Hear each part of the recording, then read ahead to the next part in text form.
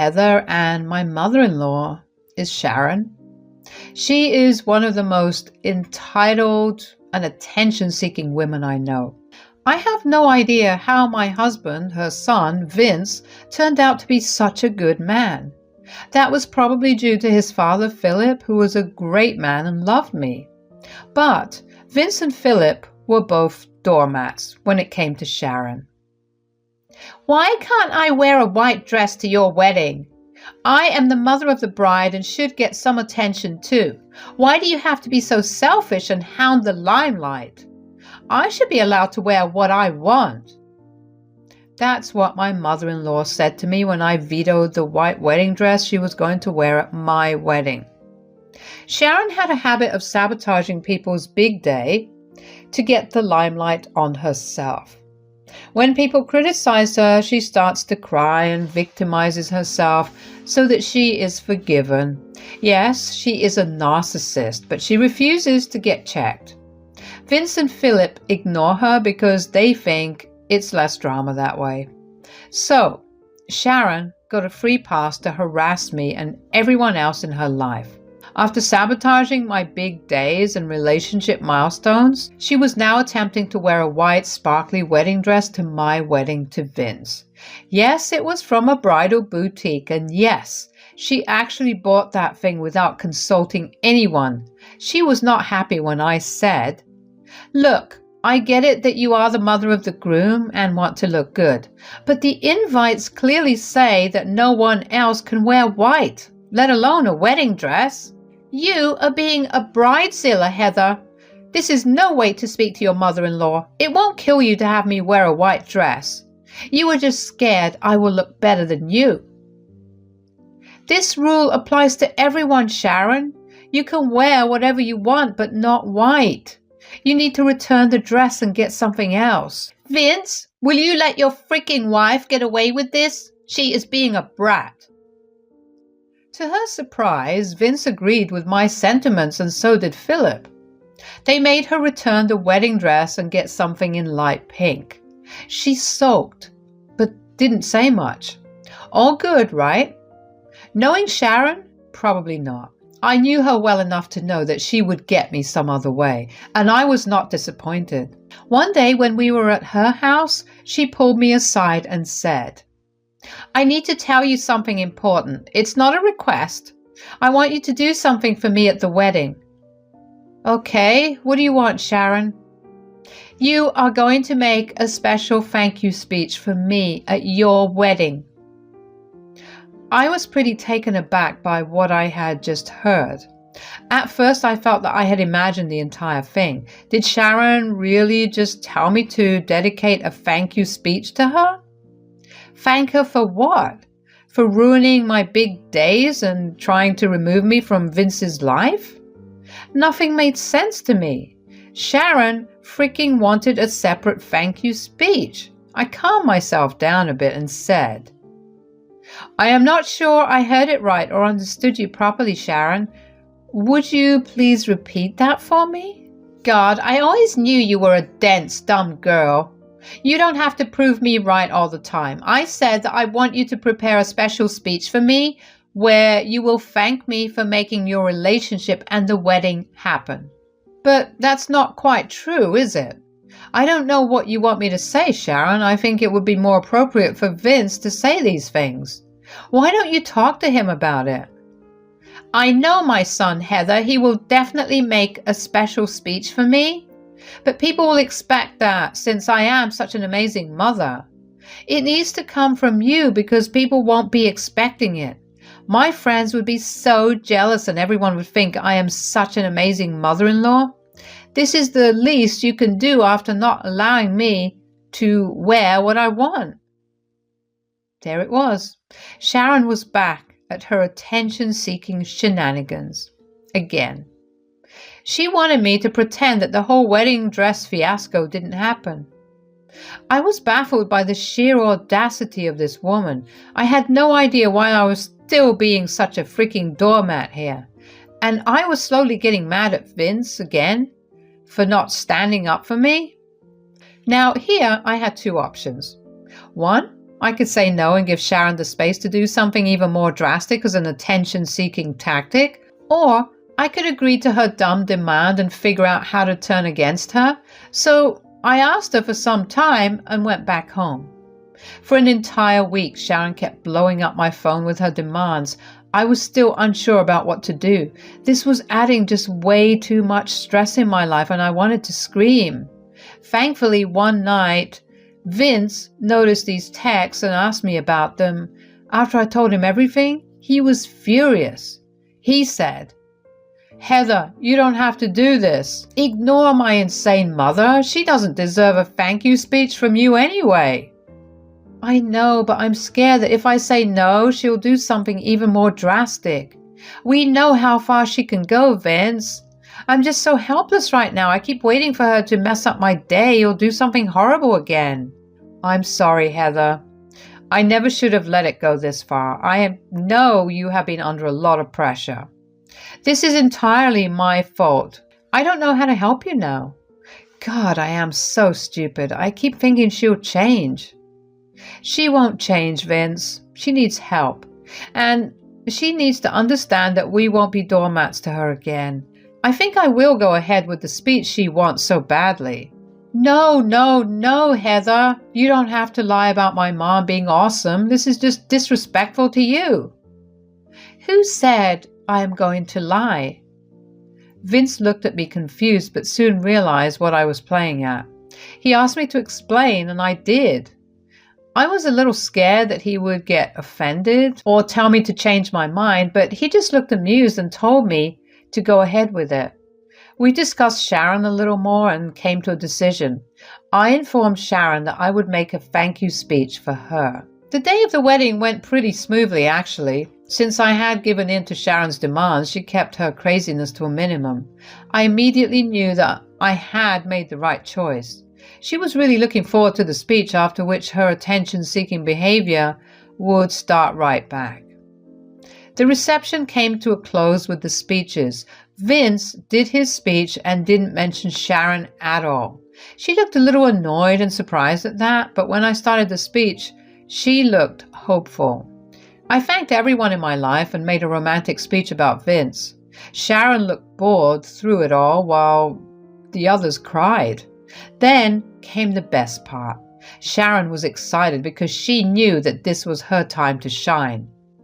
I said, "So now that I have gotten over all the good parts, I will be talking about some unpleasant but important parts of my life with Vince. Sharon has specifically requested me to put this part where I thank her for everything. Like a good daughter-in-law, I decided to grant her this demand."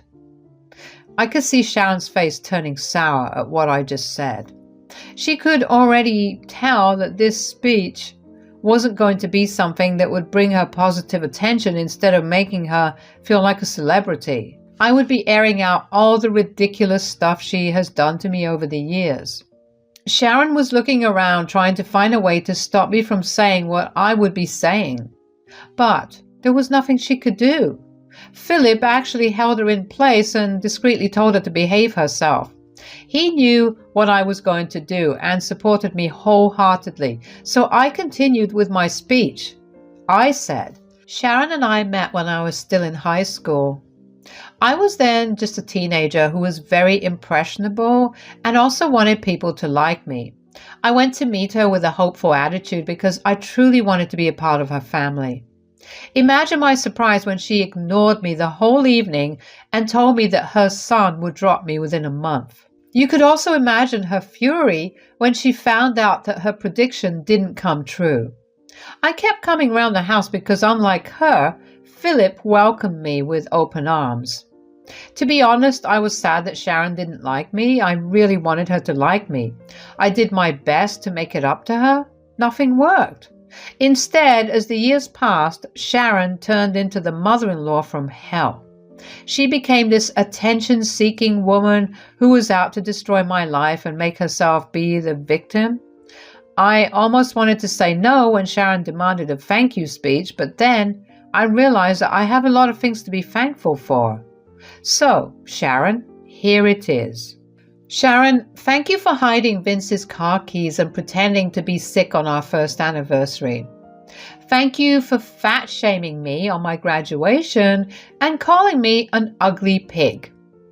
Thank you for trying to make Vince dump me when I couldn't get into my dream college. Thank you for faking an accident when Vince and I had our 5th anniversary. Thank you for insulting me and making me cry in front of my friends at my college graduation. Thank you for trapping Vince by faking a heart attack when we were about to go on our Hawaii trip. Thank you for hiding my engagement ring and praising yourself for miraculously finding it back. Thank you for destroying the cake at my engagement party. And yes, I have proof you did it. And thank you for trying to wear an expensive wedding dress to my wedding because you wanted to look better than me. Well, want to know why I'm thanking you? It's very simple, Sharon. Every time you hurt me and made my day all about yourself, I understood how vain and shallow you are. Dealing with me made me learn to be patient and grow a thick skin. Your antics made me see how weak you are as a person and how strong I am to tolerate you. And all these actions over the years finally made my dear husband Vince decide to cut off for good. I wouldn't have gotten rid of you if you hadn't been so damned obvious that you will continue this behavior. So thank you, Sharon. Thank you for finally helping yourself out of my life.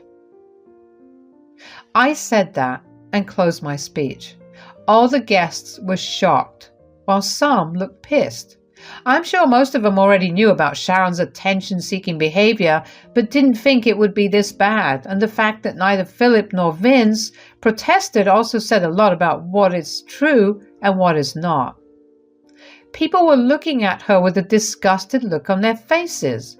Most family members were shaking their heads because they knew about her antics already. Sharon found herself smack dab in the middle of the room being judged by people silently.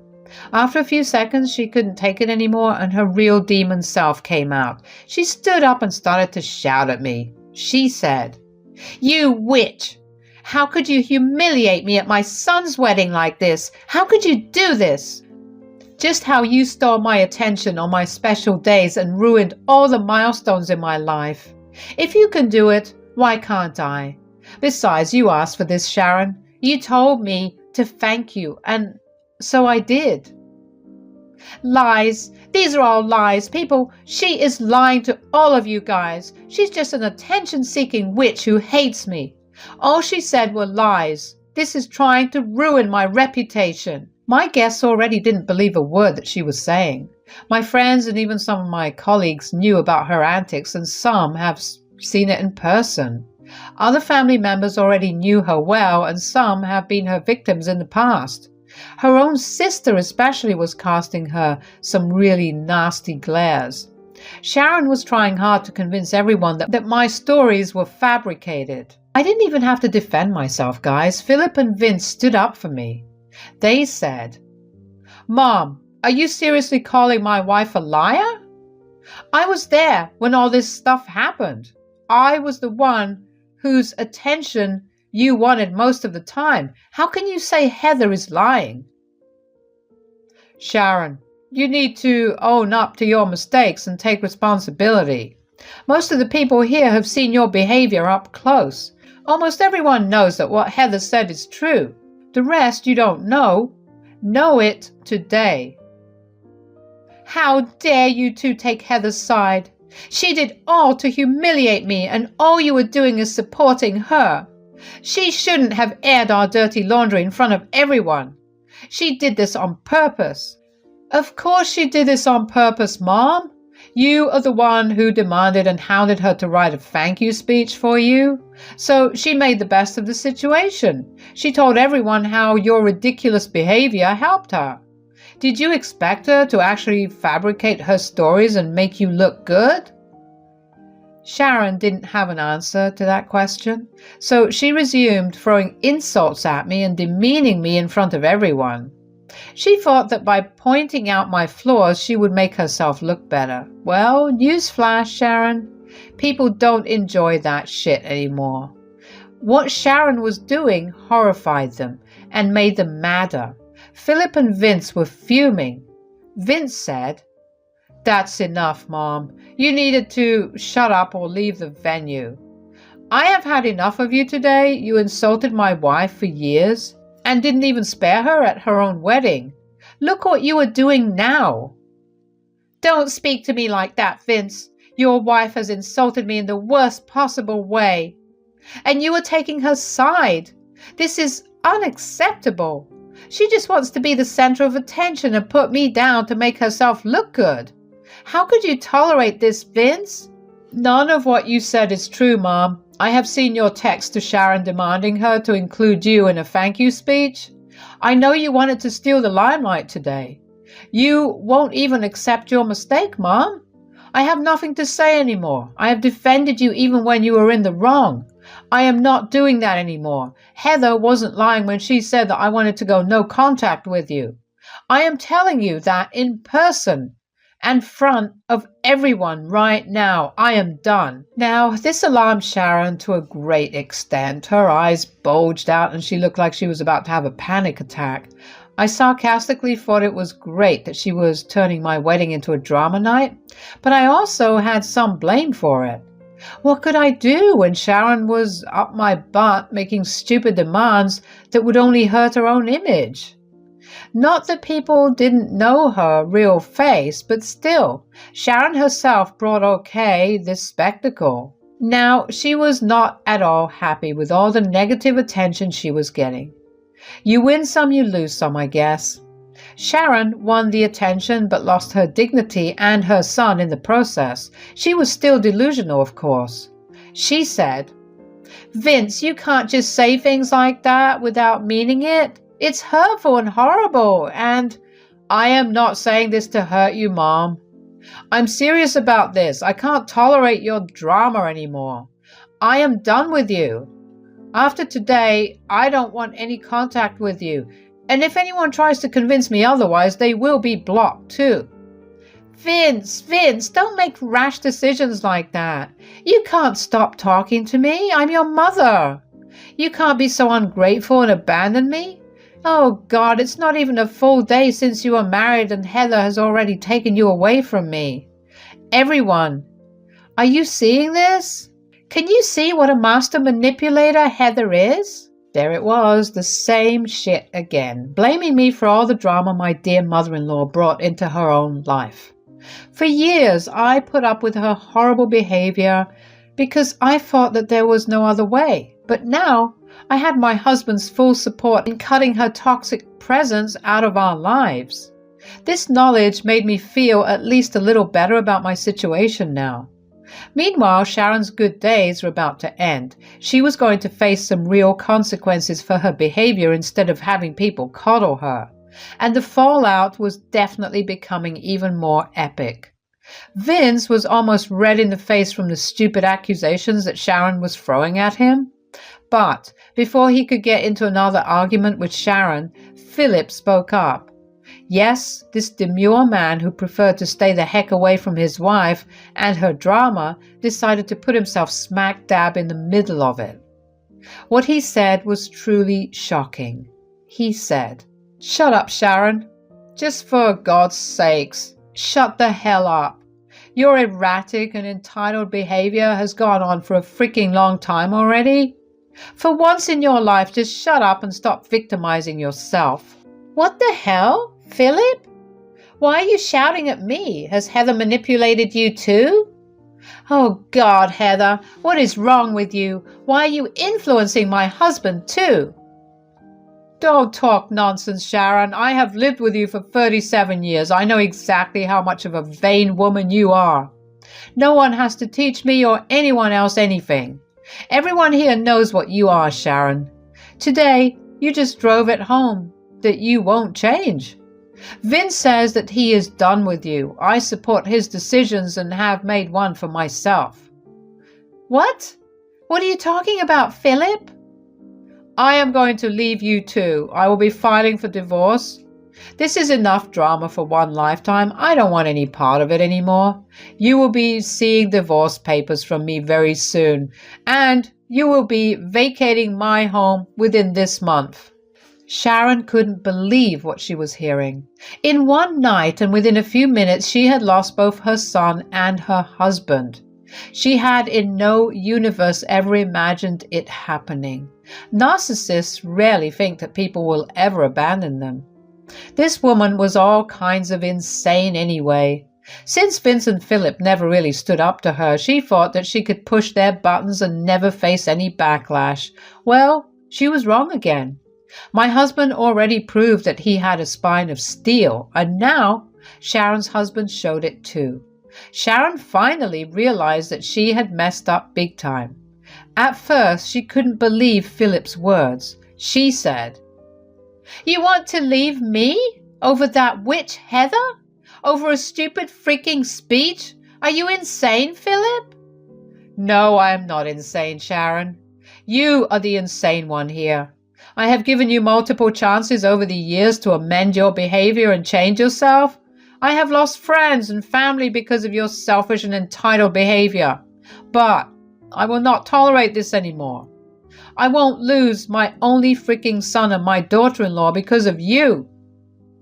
"Philip, you were not thinking straight. All I wanted was some validation that Heather wants me in her life and is thankful for my support in her relationship. I promise I won't ever do it again. Heather made a big deal out of nothing." Heather, Heather, Heather. This is all I hear from you, Sharon. All you do is blame Heather for your freaking mistakes. You want to portray this as a one-time thing? You want to say that Heather is the one who intentionally spoiled your image? Okay then, let me prove you wrong. Everyone here who knows us, would you like to remind my crazy soon-to-be ex-wife here of any stories you have about her behavior? I wasn't mad at all. This was the wedding of the century. Almost all my guests who knew Sharon had something or the other to say about her. Yes, they all had some crazy stories where Sharon intentionally sabotaged their big days or exposed her attention-seeking behavior. Family members had the worst stories, of course. I was slowly realizing why the extended family never kept much contact with Philip and Sharon or even Vince. They only resumed contact with me and Vince after we got into a relationship. Turns out they were tired of having to deal with Sharon's behavior, so they decided to stay away. Hell, even Sharon's own friends, whom she made me forcefully invite, had some bizarre stories about her sabotaging behavior. Everyone had a field day reminding Sharon about what she had done. She was overwhelmed and started to cry and apologize to everyone. Philip said to Sharon, "Now, do you have any more doubts about why I'm leaving you?" "Philip, please, I know I have done some horrible things in life, but I will change. Please don't do something so drastic. Vince, please ask your father to consider your poor mother." "You are not some poor mother, Mom. And no, I support Dad completely, so I am not going to make him change his mind. You are on your own." Sharon was stuck apologizing to the crowd while also begging and pleading with both Vince and Philip for forgiveness. The guests were disgusted at her and her antics. She even tried to ask me for forgiveness, but I just moved away from her. In the end, everyone's words became too humiliating for Sharon to handle, so she cried and ran out of the venue. No one went after her. After her departure, our party continued as usual. The reception was almost done, so it's not like any part of my wedding got spoiled. The guests didn't mind the drama, and neither did I. As the days passed, Sharon realized that both Vince and Philip meant every word they said. Vince and I blocked her on all our social media and phones. She was turned away from the door when she came begging and crying for help. Why was she asking us for help? Well, as Philip said, he was divorcing Sharon and making her homeless. The house belonged to him because it was a part of his inheritance, so it was not a marital asset. Philip and Sharon both had jobs, so there is no case for alimony either. Sharon would soon be homeless and wanted us to take her in or something. Since she was busy spending her money on beautifying herself, she had almost zero savings and couldn't even afford a lawyer anymore. That made me chuckle a little when I remembered how she always put me down for dressing and living plainly. I guess living in opulence was finally catching up to her. Yes, Sharon did recognize her wrongs, but it was hard to tell. People like her need their heads examined, and we didn't stick around anymore to find out if she did. A year has passed since Philip divorced her, and he is already dating an amazing woman. Me and Vince got a promotion at our jobs and finally bought a new house. Thankfully, Sharon has stayed away from us. Actually, she does call and text sometimes, but we never answer. She has moved in with a distant relative of hers because she was the only one who offered her any sort of assistance. She now lives far away in a different state, and I hope she never comes back. Hello, I'm Macy, a 42-year-old woman who has gone through a lot in her life. Today, I want to tell you about how I became a single mom when my kids were very young. I had met my ex-husband, Harry, through some mutual friend. We hit it off pretty well. He was everything I had ever dreamed of. We both worked good jobs and we were financially stable. While I had no contact with my family, Harry's parents welcomed me with open arms. He checked all my boxes, so of course I said yes when he asked me to marry him after 3 years of dating. Harry was always open about his desire to start a family. I wasn't the biggest fan of having kids, but I wanted to make Harry happy, so I agreed to it. However, once my kids were born, I knew that I had made the best decision of my life. Initially, Harry was an amazing father and husband. He took care of us, sometimes to the point that he even forgot about himself. I truly thought I had hit the jackpot with him. But then, out of the blue, a couple of years after I had both kids, things started going downhill. He had a new coworker join his team and they began to hang out a lot. Now, from the start, I did not like the look of his coworker. That man just looked like a bad influence. My gut feeling was right because pretty soon, Harry was ignoring me and the kids. He would come back home from work and lock himself up in his room to play games. I tried talking to him over and over again, but he never listened to me. We would get into these heated arguments when the kids weren't around. He would complain about me pushing too many responsibilities on him and me being a nag. The thing is, I wasn't asking him to go above and beyond. I just wanted him to do something, considering he was doing absolutely nothing at that moment. And then one day, Harry asked me if he could take the kids to the park while I was at work. He had a day off and he wanted to bond with the kids. At that moment, I was filled with so much joy at the prospect that Harry was coming back to his old self that I readily agreed to it without thinking about my kids skipping school. I was at work when my father-in-law, Dave, called me. It was not very odd for me to get calls from him at that time because he would call me to regularly check in on me, so I happily picked up.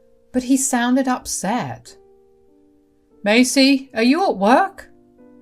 "Yeah, is everything all right? You sound upset." "Well, Maria and I happened to be on our way back home from the grocery store when we happened to see the kids at the park." "Oh yeah, Harry said he'd be taking them there. They were alone. Lacey was crying and Jax was trying his best to calm her down." "What? Oh my God. Are they okay?" "Yeah, we picked them up and they're sleeping right now." "Do you know where Harry is? Or how long were they there for?"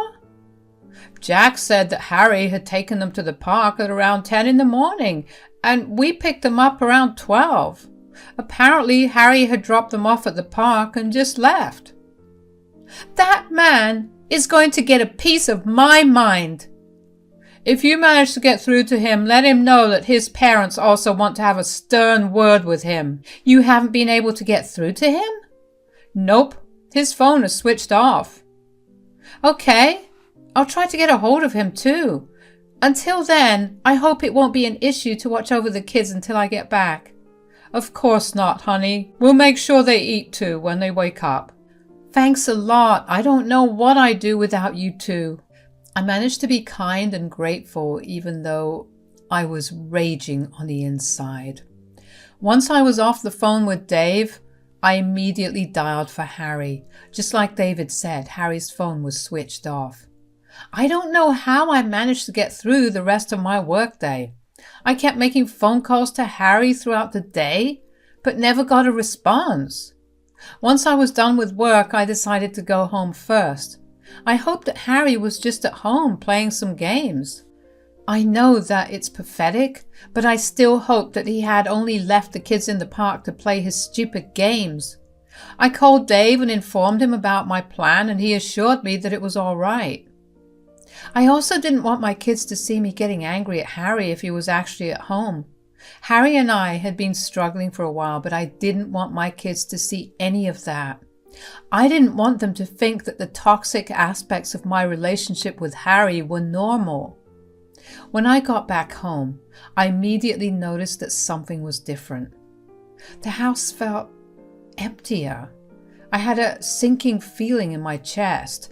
I ran through the house yelling out for Harry, but he was nowhere there. With every room I walked into, the more I panicked when I didn't see him there. I walked into his den in the basement and saw that it was completely cleared out. It was then that I actually felt a huge panic attack coming about. Harry had an elaborate gaming setup, and I knew that he would never have moved it anywhere else in the house because we didn't have that kind of place. I carefully walked up the stairs because I could feel myself slowly losing my breath. When I got to our bedroom, I noticed all his clothes that were piled in the corner of the room were missing. I went through his nightstand and it was empty. Our shared wardrobe was also empty. Our bathroom had been cleared of all his products. None of his things were there. He had left us. I was struggling to breathe.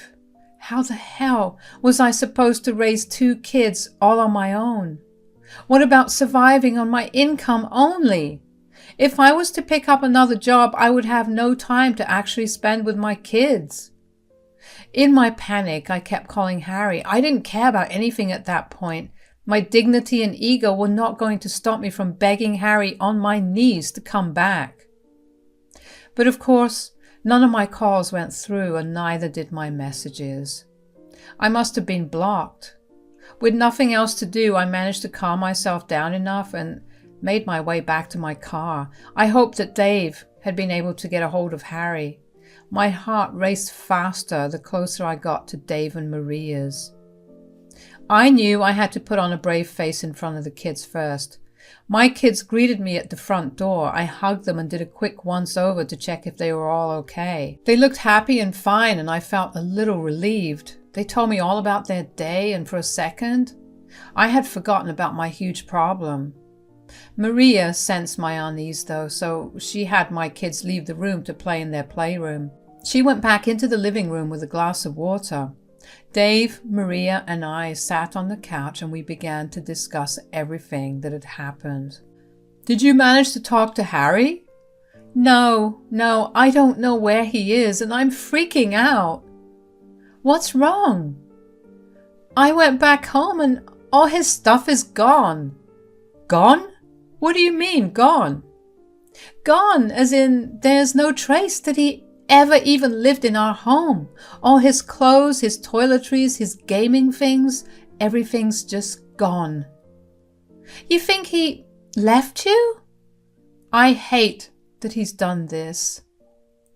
I'm going to teach him a good lesson if he does come back.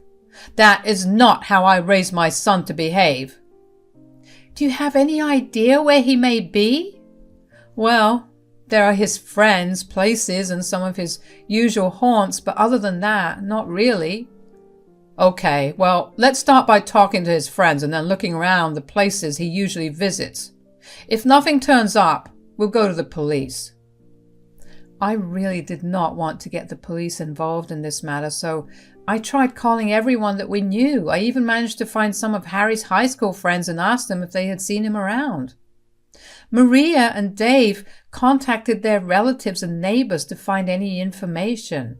We even went around the city looking for him. During this time, I had to juggle the kids and work.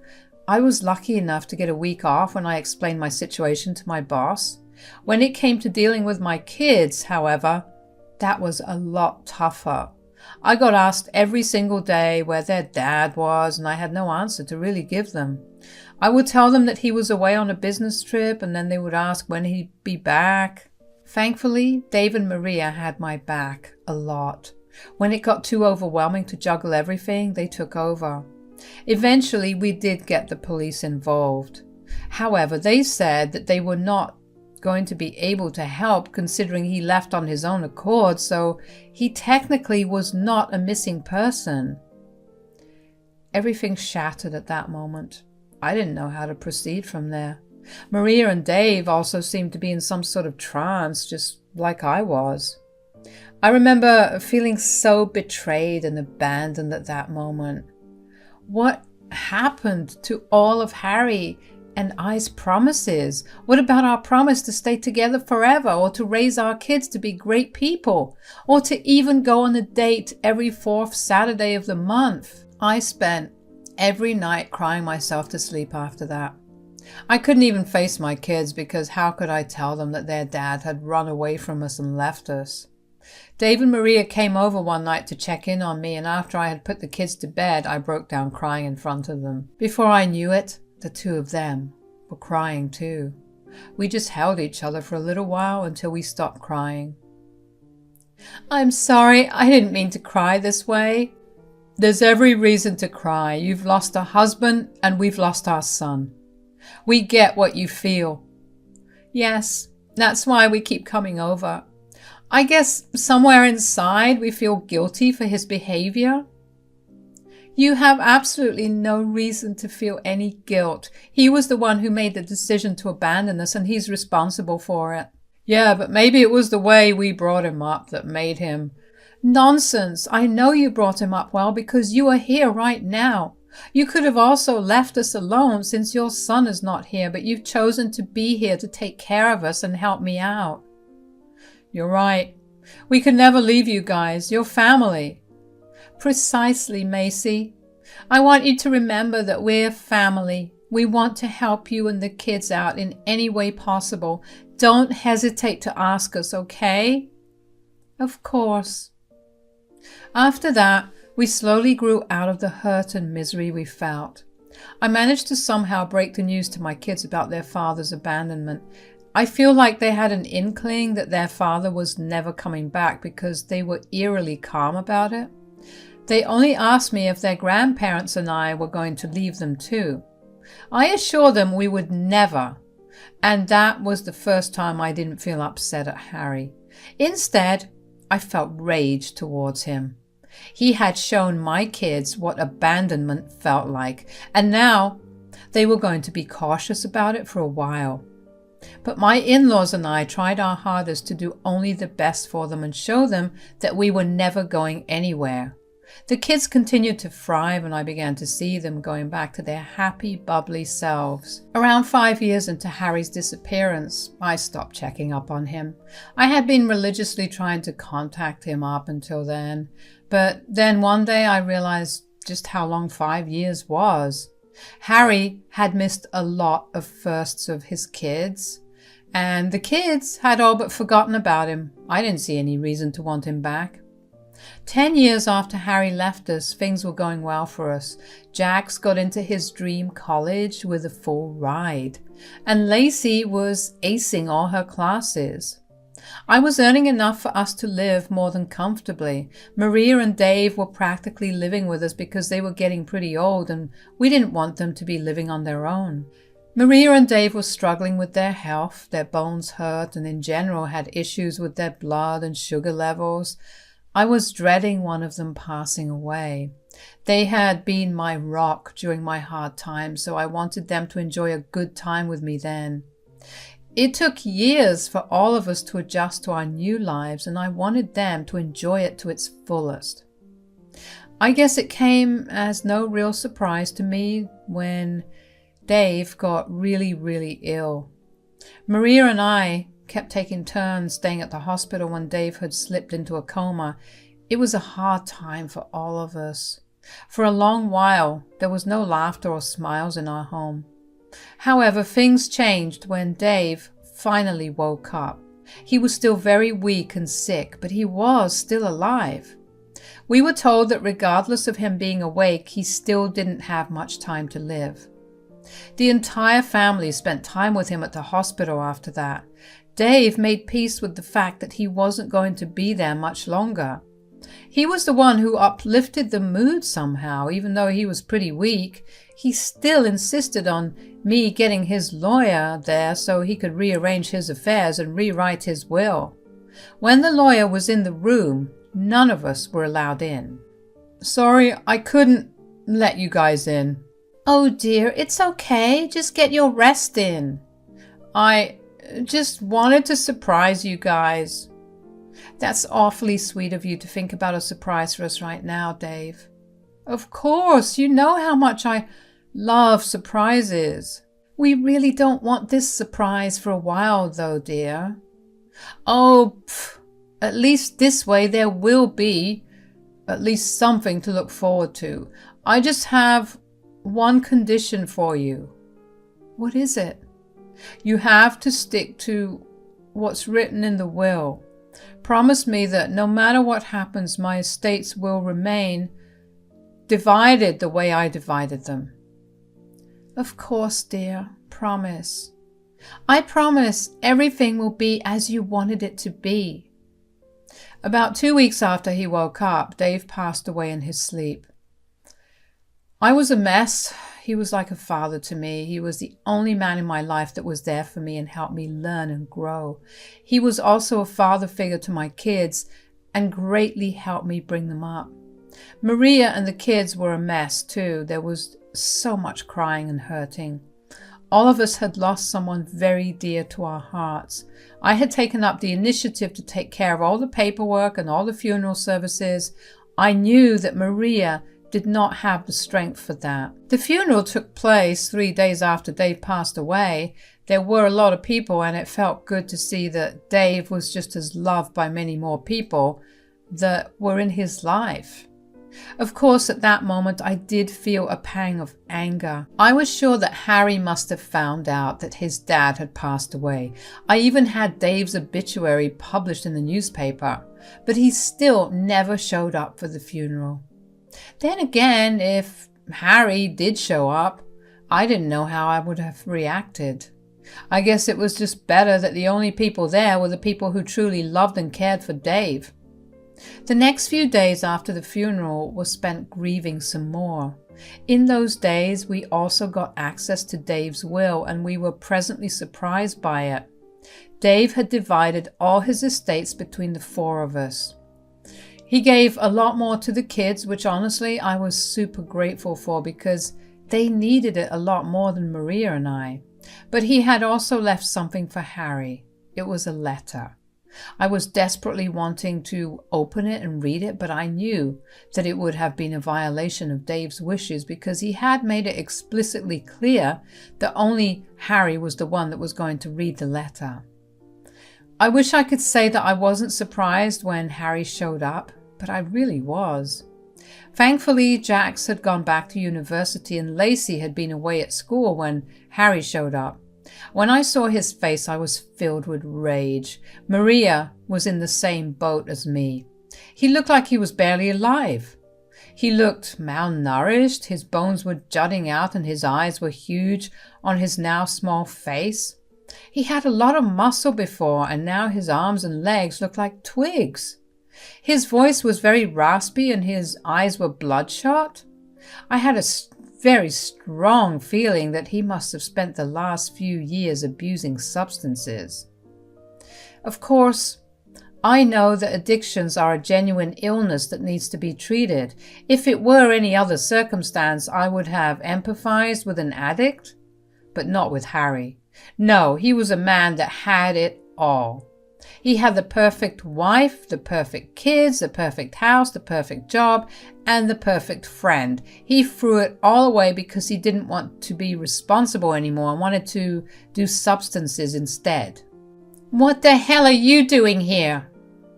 What do you mean? I'm here to meet you guys. Cut the crap, Harry. You went missing for 10 years and suddenly you want to meet? I know I messed up, but I really do want to make up for everything I did. Right. I don't think that's possible, and you know it. So tell us why you're actually here, or I will have to get the cops involved. No need to be so aggressive. I'm here because I just found out my dad died. Excuse me for wanting to meet my family. Was that what it took for you to come back? Well, yeah, my dad was my everything, and finding out that he's no longer going to be there just shifted my entire perspective. I feel like crap that I didn't get to spend time with him. Why did you leave then? Because I guess I was just tired with everything going on in my life and I ran away from it. You're disgusting. I hope you know it. Yeah, well, anyways, did Dad leave me anything? That's when it clicked in my head. It must have clicked in Maria's head too, because we made eye contact with each other as soon as Harry asked that. Harry did not care for his father or his family. He was there to collect his inheritance. Of course I was angry. I was so close to lashing out at him, but Maria held my hand to calm me down. She was right. I knew that Dave did leave something for him, and it was not what Harry wanted. Maria walked into her bedroom and retrieved the letter that Dave had left Harry in the meantime. Maria walked into her bedroom and retrieved the letter that Dave had left Harry. In the meantime, Harry and I stood in front of each other in silence. He had this smirk on his face as if saying that he had won.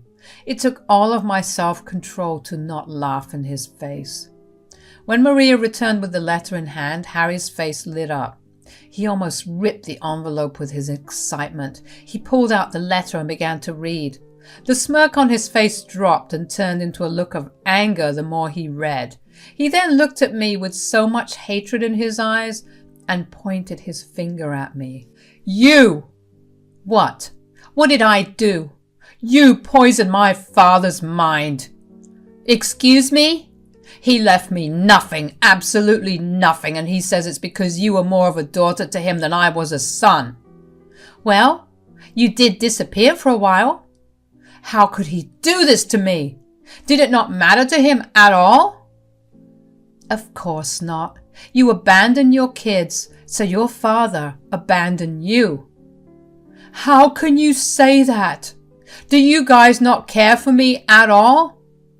We care for you just as much as you cared for your family these past 10 years. Harry was left speechless. He couldn't believe that he would be treated the same way that he had been treating us, which in my opinion is stupid of him. He had some nerve to show up and demand his inheritance when he did nothing to deserve it. He wasn't even there when his dad was suffering. But thinking about how Dave had used the last few days of his life just to write a letter disowning Harry made me feel amazing. Harry tried to make a fuss about it, but Maria nipped it in the bud. She did not listen to a word he said and told him to get out of the house. He threatened to take me to court and get his house back, but I reminded him that legally speaking, his abandoning the property meant that it automatically transferred to me. He had absolutely nothing to his name. Harry looked pale as a ghost while I was glowing with satisfaction. Finally, I got to see Harry in the same position he had put me in 10 years ago. I wish that it didn't have to involve Dave passing away, but at the end of the day, Harry got what he deserved, and that was enough. Harry left our house and our lives once again after that. He never bothered to contact us again, and honestly, we were fine with it because that had been our reality for a long time. Life went back to normal for the rest of us. It was hard to keep going because Dave wasn't there. but knowing that he loved us so much to ward off a potential selfish jerk was motivation enough to keep going. Hi, I'm Ella and I'm 30 years old. I have a big change coming up in my life right now, but before I can tell you about what that change is, I would like to tell you about the events that led up to this change. This story has two main characters, my husband, Danny, and my mother-in-law, Kim. Danny and I met through a dating app. At the time that we had met, I hadn't been in the mood to be in a relationship whatsoever. Plus, I had been on so many dates that I had given up all hopes of ever meeting someone to settle down with. But all of that ended when I met Danny. As soon as I matched with him, we started texting, and right off the bat, I felt like there was something totally different about him. He asked me a lot of interesting questions that weren't personal, and in general, kept the conversation flowy so effortlessly. Hell, we used to text until the very early hours of the morning because we just somehow have so much to talk about. When we met in person for the first time, I was worried that whatever spark we had over text would vanish and the date would be awkward. But as soon as I met him, we began talking the same way that we did over text. What followed after our first date was a lot of other dates where we ended up spending hours and hours with each other without ever realizing just how much time had gone by. We dated for around 2 years before deciding to throw all caution to the wind and get married. I know that dating period was very short, but when you know, you know. We both felt it in our souls that we were just made for each other. Our relationship up until that point had been the most amazing thing that had ever happened to me. There was no way I was going to let that go. We got married with a small and very personal wedding. Only those that were very close to us came. We had a great time until the reception. At the reception, Danny's mother approached us. I was cautious, but she seemed surprisingly nice. Both Danny and I thought that was weird, considering her track record of treating me like crap. But we quickly figured out why she had been so nice. She tried to spill her wine on my dress so she could ruin it. Thankfully, Danny had godlike reflexes and he was able to pull me away before even a drop touched my dress. We didn't say anything to her, but we did quickly move away from her. We socialized with the rest of our guests, but the night did get a little ruined because we had been paranoid for the rest of it. We were worried that Kim would try to sneak up on me and actually try to harm me. You must be wondering why Kim tried to do that. Let me tell you about our complicated relationship. Kim and I didn't exactly have the best relationship, to say the least. From the moment I met her, she always seemed to have hated me. And she loved to make it abundantly clear. The first time Danny introduced me to her, she loudly gasped and then proceeded to say that my ugliness took her by surprise. Of course, I knew that I was nowhere near the conventional beauty standards, but to be called ugly outright? That was hurtful. The rest of the time I spent with her, she continued to throw insults at me, and I didn't say a word back then. Because obviously, who would say anything back to their partner's parents? But Danny had my back, thankfully. In the middle of that meal, he got up, paid for our portion of the meal, and grabbed me before walking out. Kim did not take that very well. She blew his phone up with lots of calls and messages, but Danny made it abundantly clear to her that if she did not respect me, he would not talk to her or be in any contact with her. I remember feeling bad about what I was doing to his relationship with his mom. I knew that the two of them had been very close and that she had single-handedly raised him. I had a huge breakdown about it, and Danny was there for me then. Did I actually do something wrong to your mother? Did I say something I shouldn't have? Did I dress wrong? No, darling, not at all. I don't even know why she's behaving this way.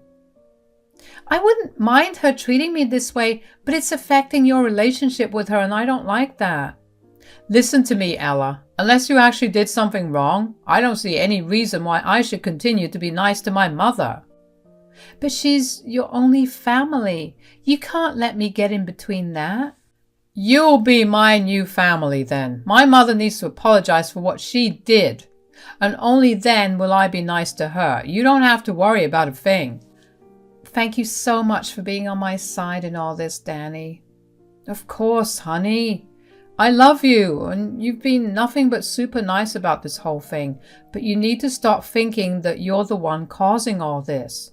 This is just bringing out my mother's true colors, and I'm not liking what I'm seeing. It was really nice to have Danny on my side. He made sure to reassure me every time he and Kim got into a fight regarding their lack of communication.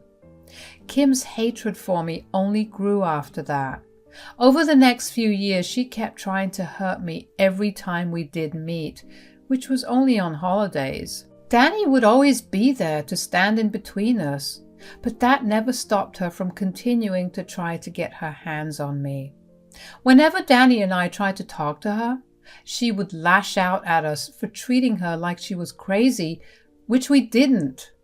We simply spoke to her in a calm and gentle manner, but she got aggressive very fast. She never failed to tell us what she thought about me either. She believed that I was brainwashing Danny into pulling away from her. She even believed that I was blackmailing him to leave her so I could isolate him and have him all to myself. Of course, Danny never kept quiet about it. He continued to fight for me and told her on many occasions to leave us alone. He even went as far as to block her on every platform so she wouldn't be able to contact us. But of course, she was never one to leave Danny alone, so she showed up at our house and demanded that Danny speak to her. We had a huge argument at our doorstep, and Danny and Kim got into a huge screaming match. It got to a point where even our neighbors were tuning into the fight. I calmly and politely asked Kim to leave, and we'd talk about it over the phone when we'd all calmed down. Instead of listening to what I had to say, she shoved me aside forcefully and told me to shut up. Danny saw red at that point and called the police. He asked them to have her escorted off our property because she refused to leave. Kim cried and screamed a lot because she didn't expect Danny to call the cops on her. She tried to put her hands on me again because she kept yelling that it was all my fault that Danny had changed so much. But Danny stood between the both of us, effectively stopping Kim from harming me. The cops made it in time to see her trying to strangle me and quickly held her back and escorted her away. After that happened, Danny and I decided to file a restraining order against her. It was a tough decision to make, but that was not what we wanted to have happened. I tried my best to be civil with Kim, but she never seemed to want to be nice. We had the restraining order served to her and she did not waste time calling us. Danny set his phone to speaker mode so I could hear what she said and contribute to the conversation if needed. What is the meaning of this? Meaning of what? Of this restraining order. Kim, I'm sure you know that you've been unnecessarily aggressive towards me these past few months. You've shown up at our doorstep and tried to keep assaulting me. So, you are the reason my son has even sent me this restraining order. You poisoned his mind with all these awful things. She did no such thing. You've been horrible to deal with. What kind of son is even comfortable with sending his own mother an order restricting her access to him? What kind of mother tries to strangle her son's wife? Two can play that game, Mom. Stay out of our lives or I will make things worse for you. I'm sorry that it has to come to this, but I promise you, if you make changes in your behavior, we will rescind the order. Wow, you create the problem and then try to get all the recognition for the solution to that problem. I don't want any of your sorry. I will ruin you. Just you wait and watch. That's enough. Now goodbye. It was disappointing to hear Kim still be so rude. What would it even take for her to learn to be nice? Every day, I couldn't help but think if I had done something to upset her. Danny and I had multiple conversations about it where we ran back through every possibility, but she literally deemed me ugly within the first 5 seconds of the meeting and proceeded to hate my guts after. Maybe she was upset that Danny had another woman in his life, which, okay, I could understand, given that it was only the two of them for a long time. But to actively try to hurt me in our relationship was not okay or normal. I tried to suggest therapy to her on several occasions over the years, but she always told me that she was fine and the only thing that would fix her was me getting out of her and Danny's life. Of course, there was no way I was leaving Danny's life, and even if I wanted to, if it was for this reason, he would never have let me leave. We tried our best to be civil with her, but that didn't work either.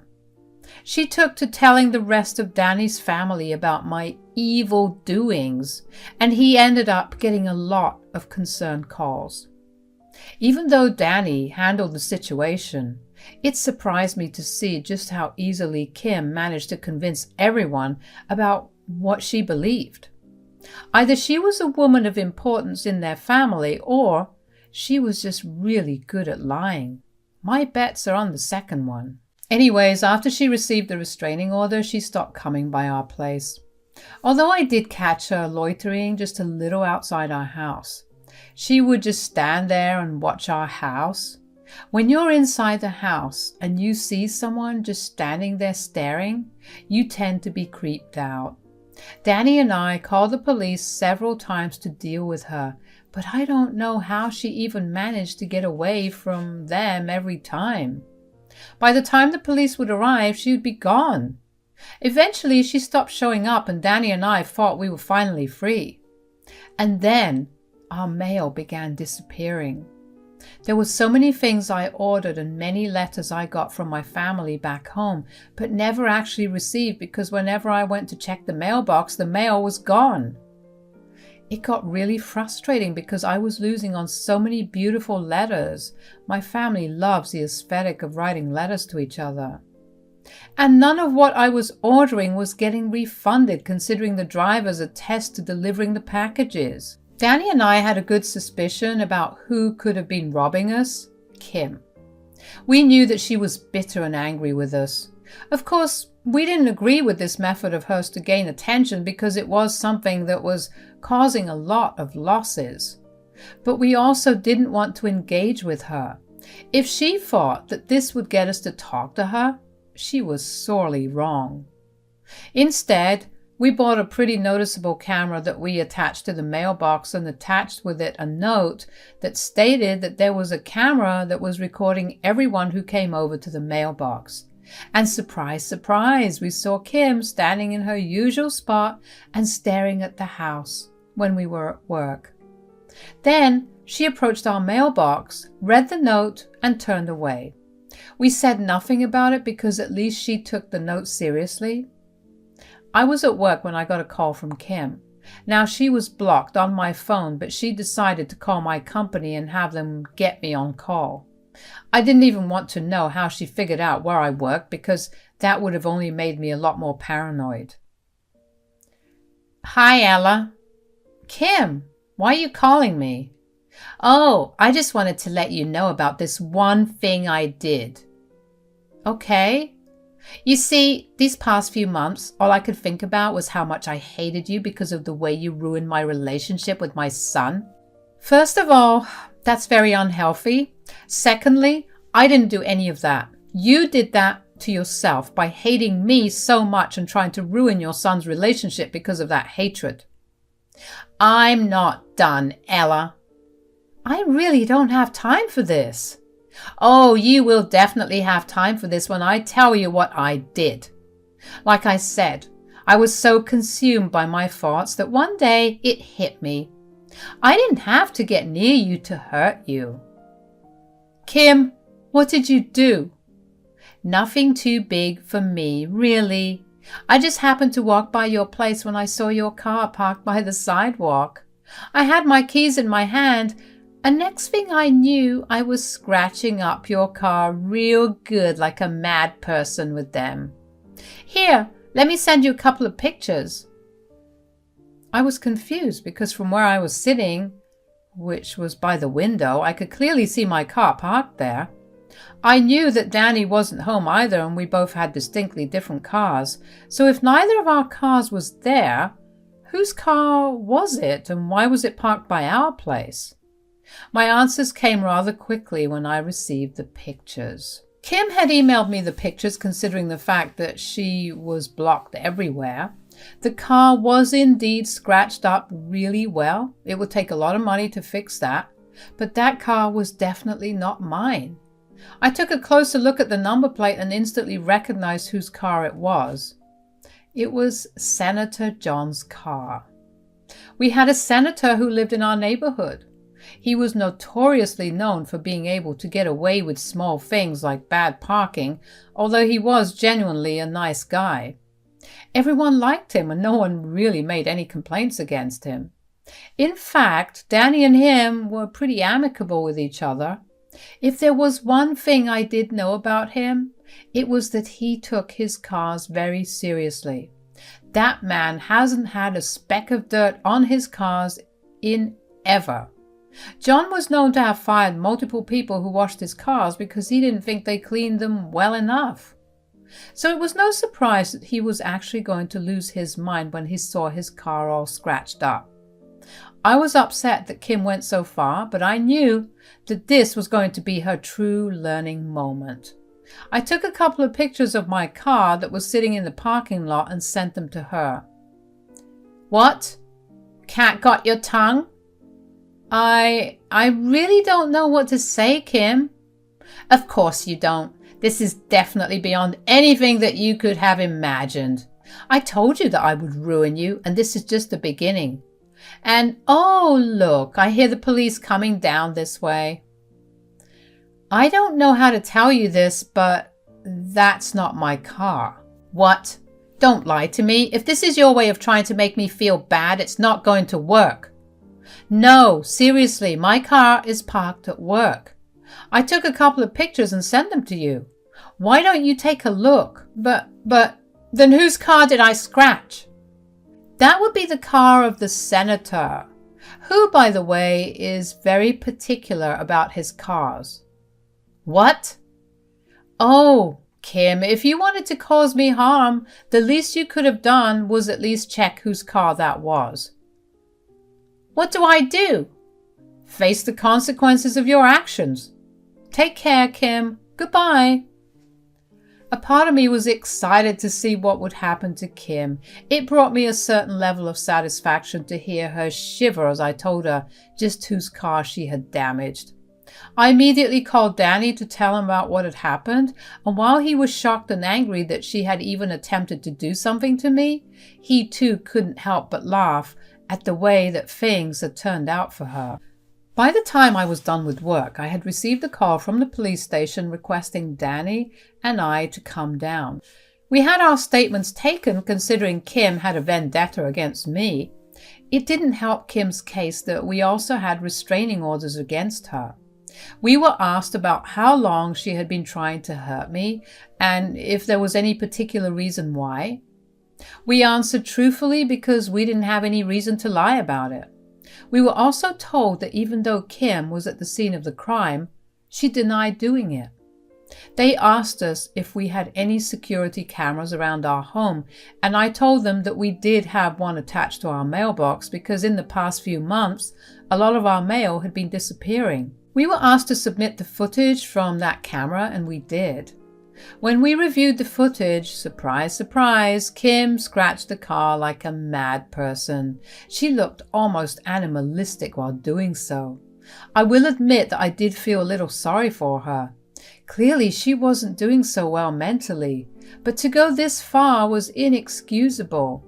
The senator, John, was obviously fuming with anger. He approached Danny to have a word with him. "Danny, you know I think you're a great guy, but this This is inexcusable. Oh, I fully agree with you, John. I don't think what my mom did deserves any forgiveness. Really? I thought you tried to defend her. She tried to do that to my wife's car. I would have done the same thing you're doing if she did what she intended to do. Why would she even want to do that to Ella? She's a lovely woman. That's what I've tried to tell my mom, but she refuses to believe that my wife is anything less than evil. That's a shame, really. Even so, I'm really sorry for what my mother did. If you need me to cover any of the costs of the car, let me know. Nonsense. I approached you to tell you that I will be pursuing the highest punishment possible to be given to her. She will pay for what damages she did. I just didn't want us to have any hard feelings. No hard feelings on my side, John. Do whatever you think is fair. Senator John was not lying when he said he would pursue maximum punishment. Over the next few weeks, Kim was taken to court and her behavior was reviewed, and many testaments were given regarding her behavior. Her crime was analyzed and John's lawyers fought hard for a good punishment. In our state, damage to property worth over $1,000 results in a felony charge along with a fine of above $1,000 in jail time. After some time, finally a verdict was given. Kim was charged with damage to personal property and was fined $5,000 along with 2 years of jail time. Kim broke down and sobbed as the verdict was given. I once again felt a little bad, but Danny seemed relieved. For the next 2 years, we wouldn't have to deal with her or her harassment. Kim was escorted out of the courtroom and was taken away. Senator John approached us to apologize again, but we assured him that he had only done what was right. In doing what he did, he also provided us with some peace of mind. Of course, we were still worried about what the future would look like once Kim was done with her sentence, and that worry was rightfully there, considering a few weeks after she spent time in jail, she began to send us letters. In those letters, she kept detailing how she would make our lives hell once she got out. Neither Danny nor I wanted to continue to deal with her, so we made the tough decision to move out of our town. Thankfully, we both always wanted to leave, but we were way too focused on our careers to make a big change like that. As I'm writing this, Danny and I are currently packing all our things to move to Europe, where both of us have found way better jobs. We're set to move in a month, and I cannot wait to start afresh. It's going to be hard to adjust, but it will all be worth it in the end. We haven't told anyone from either of our families that we're moving yet. And when we do, we won't give them many details. We can't have Kim finding out about where we are and then harassing us once again. It was a tough call to make. That is, to leave everything we knew behind because we didn't want one person disturbing us. But it's going to be the best decision we've made. I can already feel it. Hello guys, my name's Harley and I want to tell you about my horrible stepmother, Lena. I will be calling her Lena in my story because she never was my mother or even interested in being one. I mean, this is what she told me when my dad, Cameron, first introduced me to her. She didn't do it in front of him though. She said, "I don't want you getting any ideas about me being your mother, Harley. You are just my husband's daughter and nothing else. You are a teenager, so don't expect me to ever slave myself for you." That's okay, Lena. I'm perfectly capable of doing things on my own. I just want my dad to be happy. I won't come in the way. You are already in the way, you little witch. Don't try to be smart with me. I know how to manage worthless teens like you. As soon as you turn 18, I will do my best to make sure you are out of our lives for good. Then I will have Cameron all to myself.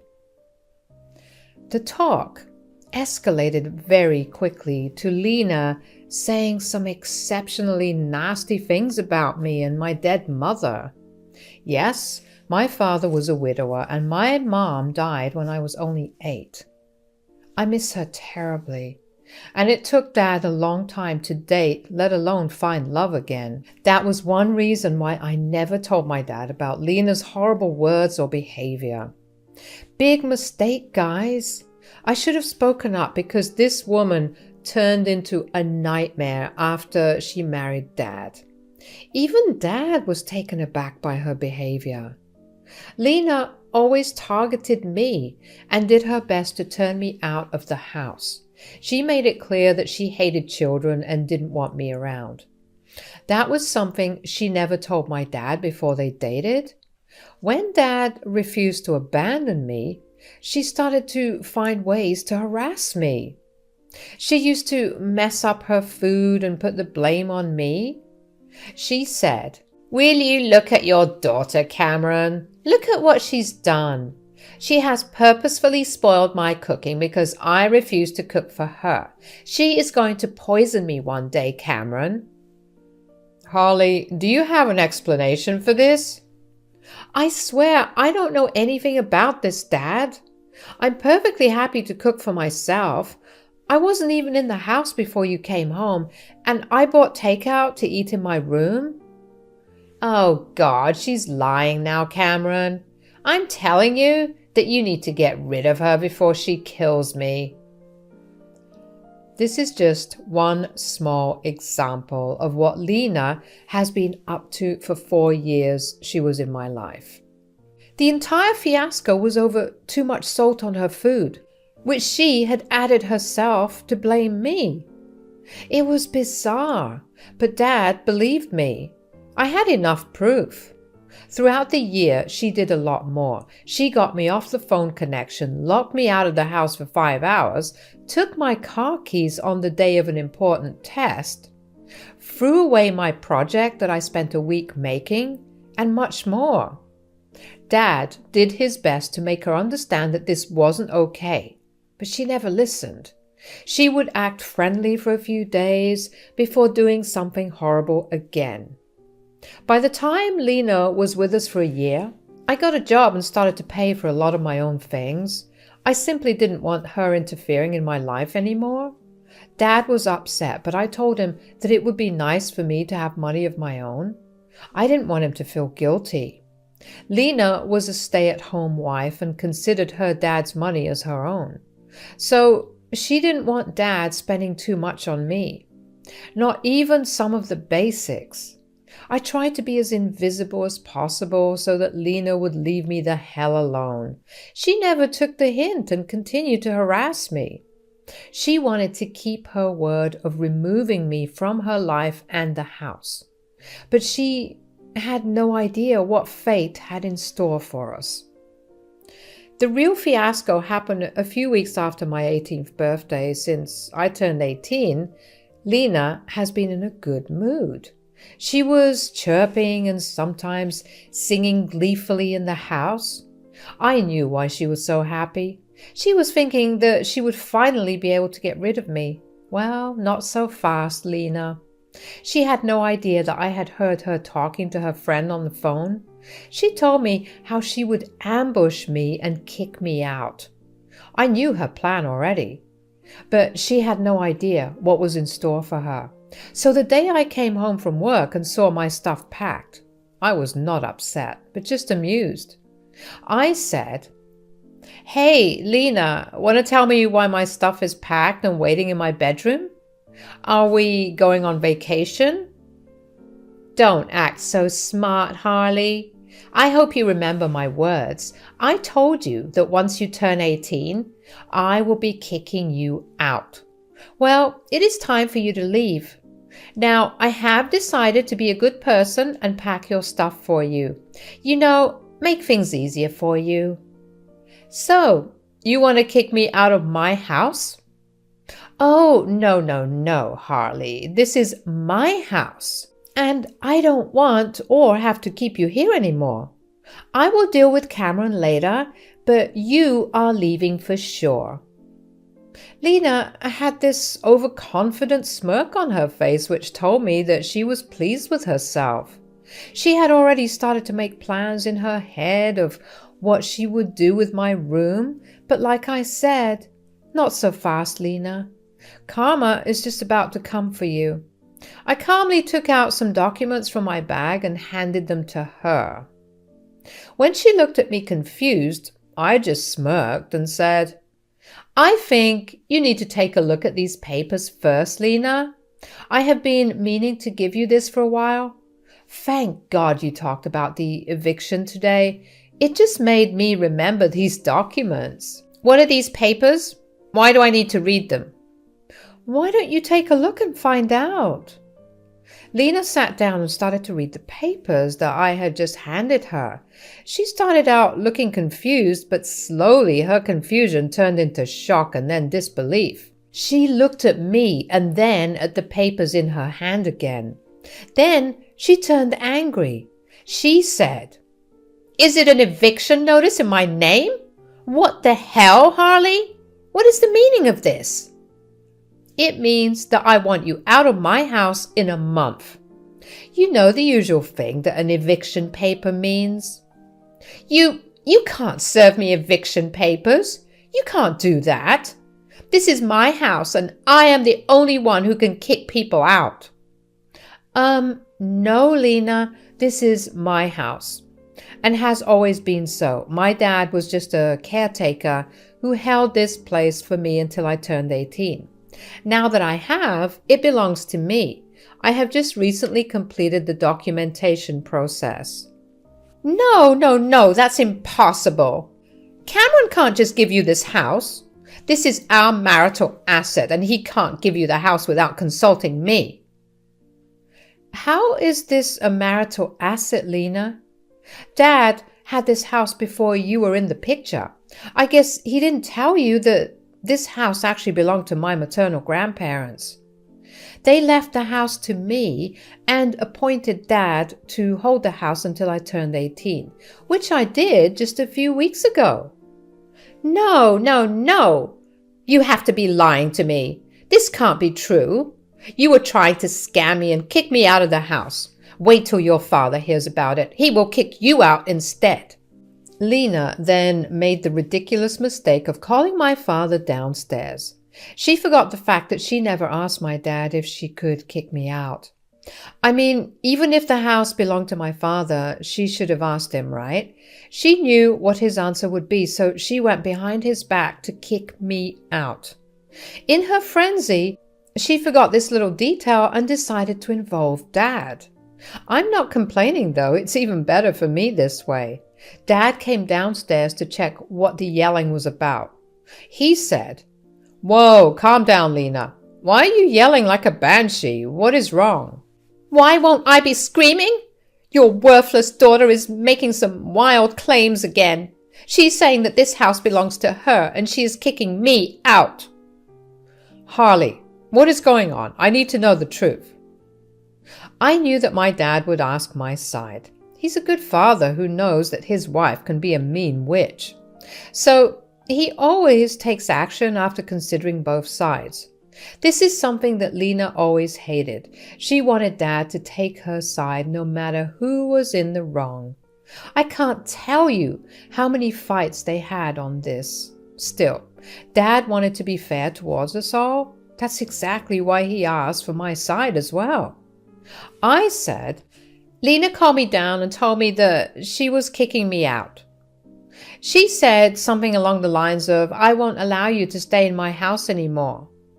I knew that she was going to do this. I heard her speaking to someone on the phone, so I decided to kick her out of the house instead. I served her an eviction notice." "What the hell? Lena?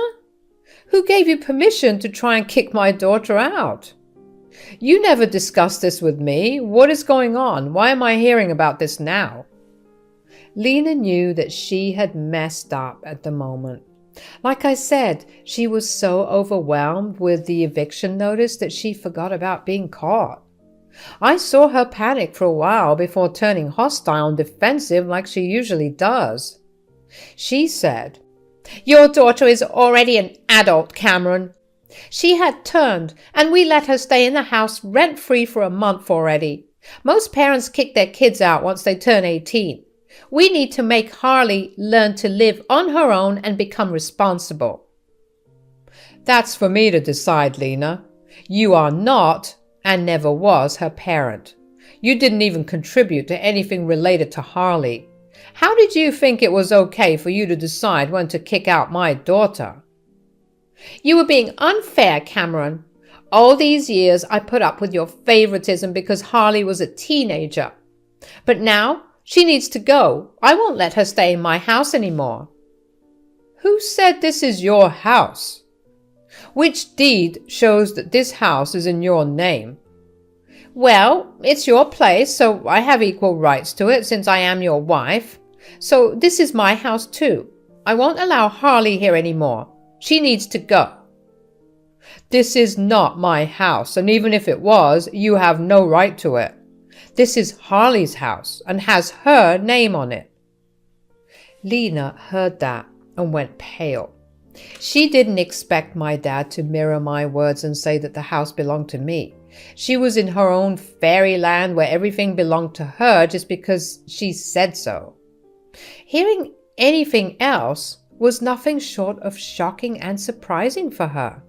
She began to cry and said, "Why would you say such a thing, Cameron?" "Because the house belongs to Harley. I'm just speaking the truth. What's wrong with that?" "You gave Harley your house without consulting me. How could you do this, Cameron? I'm your wife. You should have discussed this with me. I am not okay with this." "You had no problem going behind my back and trying to kick my daughter out. Why can't I do the same, Lena? Talk about double standards. And there was nothing to discuss. This house was always supposed to be Harley's. I was the only trustee who took care of the house until she turned 18.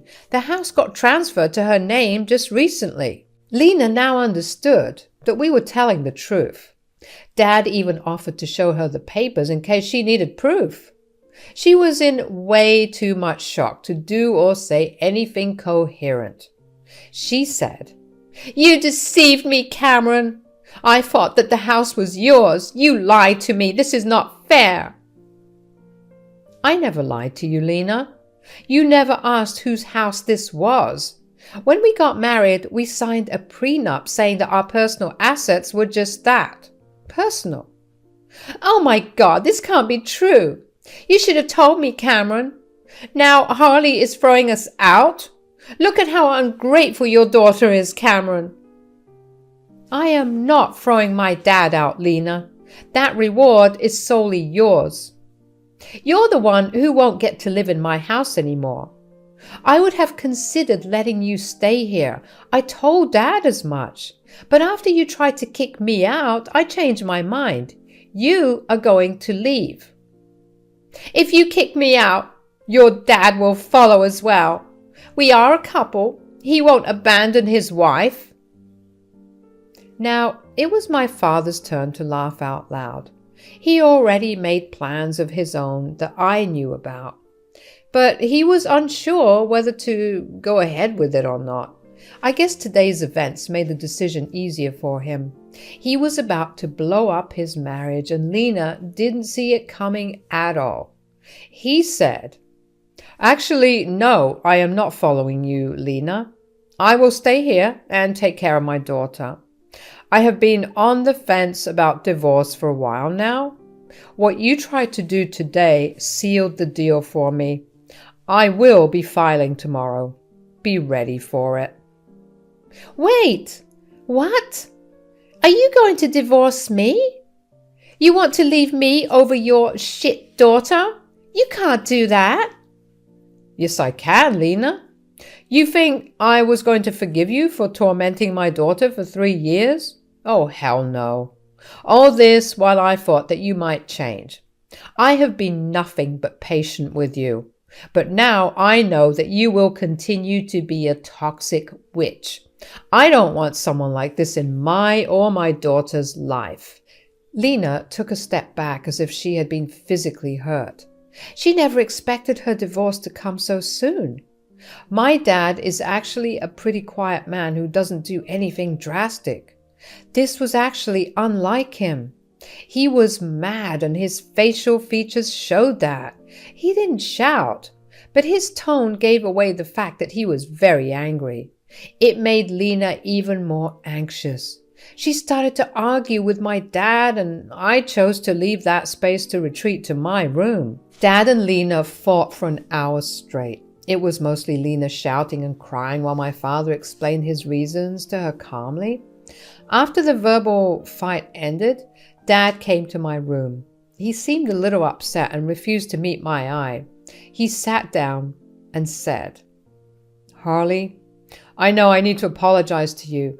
I'm sorry, dear. I should have done a better job of protecting you against Lena. I thought that by being fair and avoiding fights, I would be able to make things work. I was stupid, and I made things worse for you." "You don't have to apologize, Dad. I know you loved Lena, and she wasn't like this when she married you. People change, and sometimes it takes time to come to terms with these changes." "Wow, you have matured a lot, you know. I wish I could have done things differently. I intentionally brought a mad woman into our lives." "Well, what is done. I forgive you, Dad. You really did try your best. I'm not complaining. Do you want to divorce Lena? I won't be mad if you don't. I would understand." "Girl, I'm not living with that mad woman anymore. I'm done. Her true face shocked me way too much to act faster. I really don't want her in my life anymore. Although I must say that I saw this coming. Somewhere in my subconscious, I knew something was up with Lena. That's why I made the prenup in the first place. I was worried that she would jinx your future and make trouble with money. So I thought this would be the best way." "See? You did think about me too. You deserve to be happy, Dad. That's all I want to say. If Lena doesn't mean anything to you anymore, it's best you separate." I spent a hell of a lot of time assuring my dad that he is not the horrible parent of the year. In fact, he went even close. He did a lot for me, and I knew that. I just needed to make him believe that too. I won't lie, guys, I was super happy that my dad was finally getting rid of that crazy woman, Lena. She is not the one for Dad, and has no business staying married to him. Not after everything she did all these years. The talk with my dad went well, and he went to the guest room to sleep. That night, I was finally feeling peaceful, knowing that Lena would soon be out of our lives for good. I was able to teach her a nice lesson that I hoped she would remember for the rest of her life. The real surprise came the next morning when I found Lena trying a little too hard to appear loving and caring towards me. She was in the kitchen, making me breakfast and acting like I was the best person in her life. Even Dad was giving her the side eye and looking at me with confusion on his face. When breakfast was over, I said, "Thanks for breakfast, Lena, but you don't have to do this anymore. I'm capable of making my own, as I have done for the last 6 years. Things don't need to change out of the blue." "What nonsense, Harley. I'm happy to do this for you. You having our meals together can bring us closer as a family." "What is the need for that? We won't be a family anymore. It's just a matter of time now. You should have done this years ago. It's too late now." "Oh, come on, Cameron. Don't be so hard on me. I'm trying. I can make this work. I will start being a better parent to Harley. We will be the best mother-daughter duo ever. Right, Harley?" I knew what Lena was trying to do. She had been backed into a corner and took the night to come up with a plan. I knew better than to trust her in my life. Looking at Dad, he had no intention of trusting her again either. He only looked at her a little amused. Since Lena was expectantly looking at me for a reply, I said, "I don't think so, Lena. First of all, I'm 18 and I don't need a new parent. I pay my own bills and will be off to college anyway. Secondly, you are and never will be my mother. That word doesn't suit you at all. So no, Harley, I am not interested in whatever scheme you have come up with. Harley, look, I'm sorry for being so mean to you in the past. You need to give people chances, dear. We can be a happy family if you agree to give me a chance, and it will help me strengthen my marriage too. Dad says that you have a marriage within a few months. I don't know what you're trying to strengthen. If it's a ploy to try and stay in this house, I'm sorry to say it won't work. I'm kicking you out anyway. And I am going to divorce you anyway. You have already done the damage, Lena. There is no point in trying to act all innocent and remorseful. I know you better than that. Lena saw that her new strategy was not working. I guess she didn't have anything else in her ammo. She couldn't threaten to ruin Dad financially because of a prenup she signed, so she had no other way than to beg and cry. And she did deliver. She started to cry hysterically and begged me not to kick her out. She also begged me to ask my dad to give her another chance. She then begged my dad to be a little more forgiving. Our entire day was filled with Lena trying to beg and plead with us for mercy. Since me and my dad were both off from work that day, we had to put up with this torture. My dad did leave for a while to contact a lawyer and file for divorce. Lena received the papers within a week. Dad's lawyer had them served. Lena upped her begging and crying after she was served the papers. Me and Dad graciously informed her that she needed to get a job if she wanted a place to live and a lawyer for her divorce. She was convinced that she would convince us to give her a chance. Well, that didn't happen. As the month was up, she was promptly kicked out. She made some trouble when we told her to leave, but after Dad threatened her with more legal trouble, she left sobbing.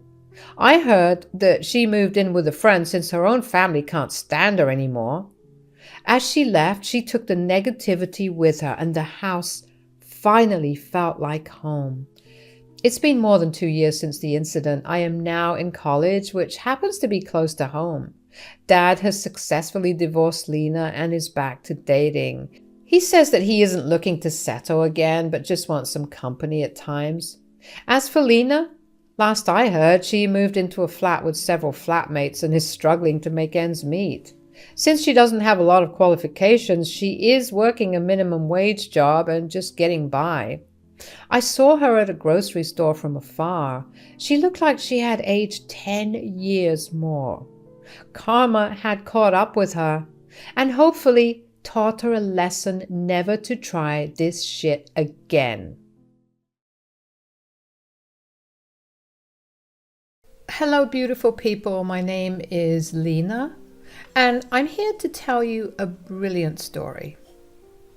This is about how I got my sweet revenge against my horrible mother-in-law, Pam. Let me start with the basics. My husband Keith and I met through mutual friends and got married after dating for 3 years. I won't bore you by going into details about what a great man my husband is. Well, he is the best. When I met his father, Rick, I knew how Keith turned out to be such a great man. The father-son duo were truly the best, but I can't say the same for his mother. Pam was a bitter and entitled lady who thought that the world revolved around her. She had high expectations from life and wanted to live like a queen. Unfortunately for her, she didn't have the proper brain or skills to make that happen.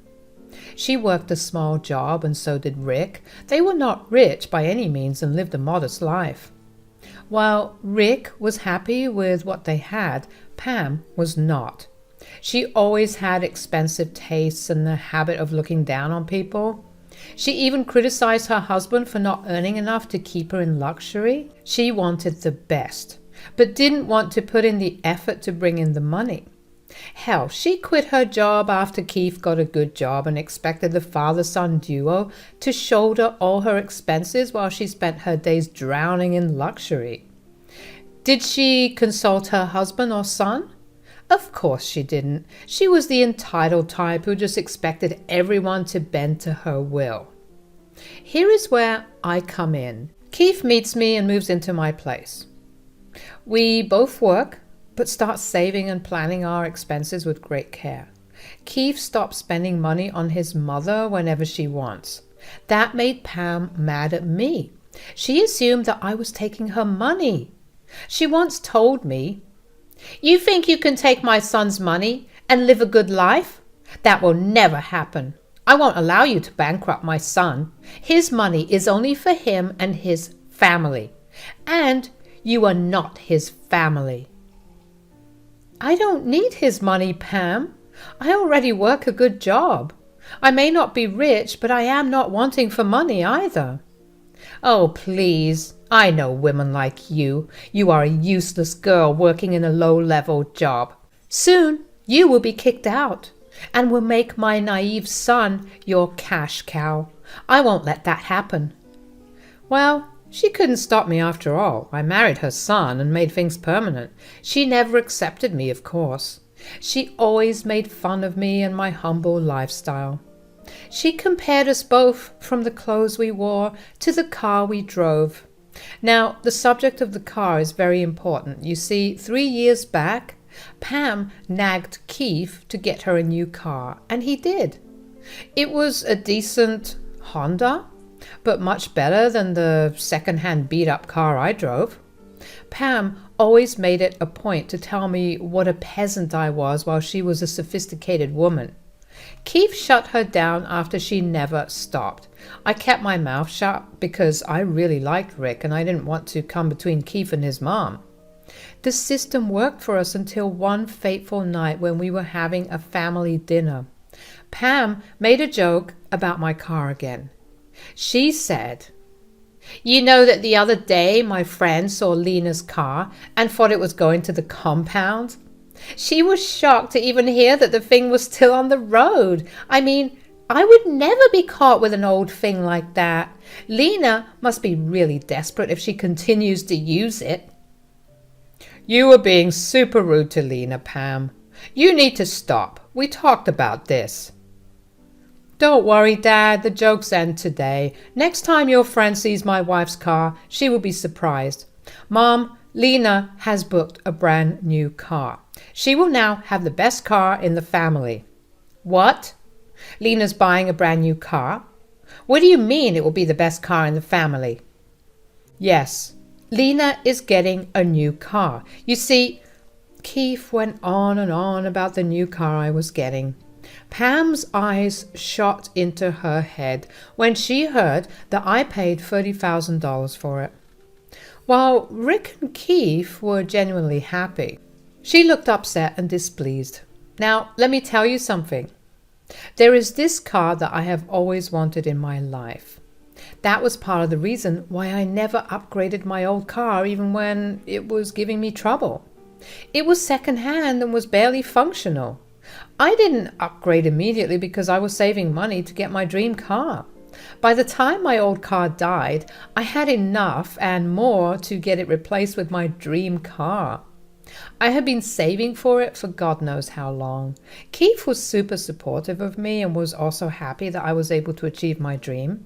So when he told Pam about my latest purchase, he only had happy thoughts in mind. But I was weary of letting Pam know about it. You will see why. This is what she said next. "What? You are getting a new car? A car that costs $30,000? Are you insane? Do you think my son's money grows on trees?"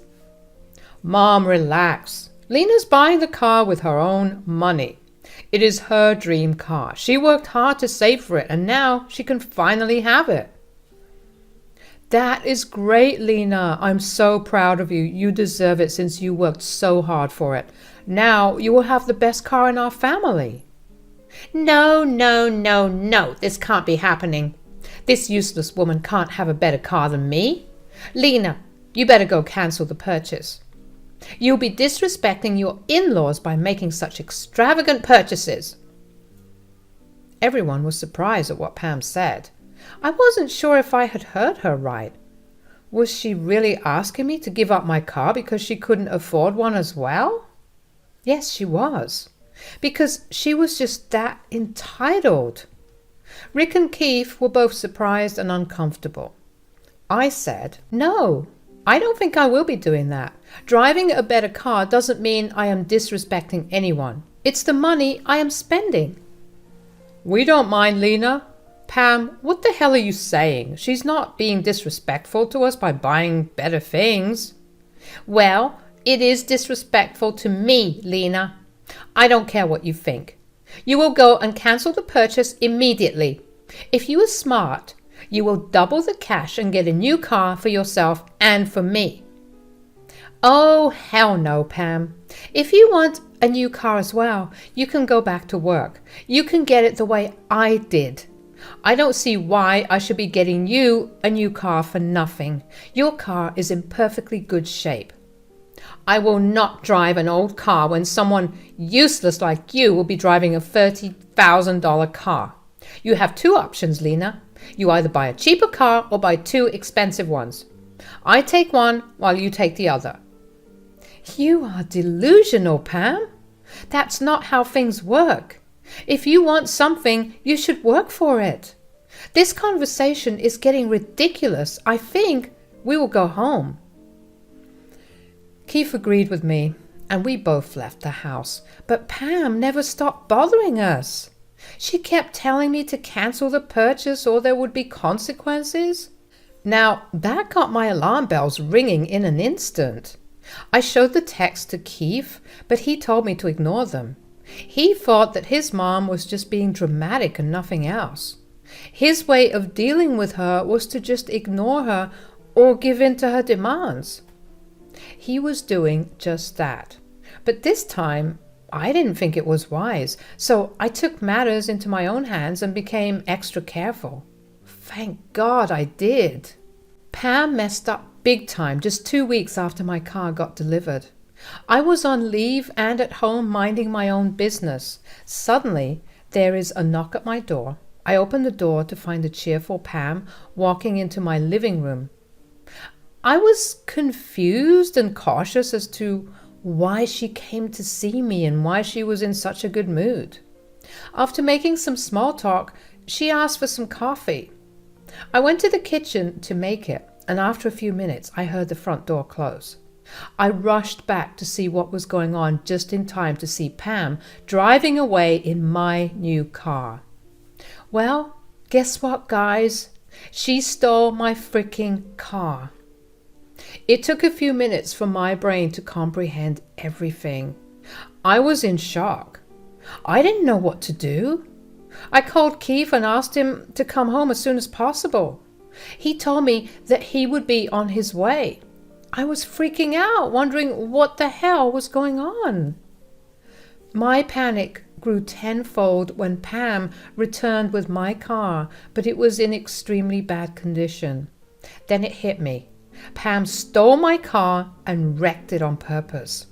She smugly got out of the car and handed me the keys. I was shaking with rage and said, "What the hell did you do, Pam? What was that? You wrecked my car. Why would you do that?" "You don't have something that I cannot. You don't deserve to drive a brand new car while I have to make do with a 5-year-old beat-up car. I deserve what you have, and probably even more than that." "So you decided that instead of working hard for it like I did, you would just destroy what I have? You must be truly freaking delusional, Pam." "Well, it doesn't matter anymore, does it? There is no need for me to buy a new car. Yours is already destroyed. Now you will have to drive an old beat-up car like the rest of us. That's what suits you best." I laughed at Pam when she said that. It was freaking hilarious. She really thought that now I would go back to driving my old car that wasn't even in driving condition anymore. How funny.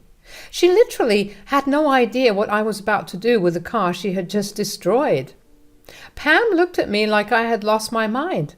I mean, I was laughing like a maniac after she literally wrecked my $20,000 car. Anyone in my situation would be crying like hell and screaming in agony. Well, not me, because I am smarter than that.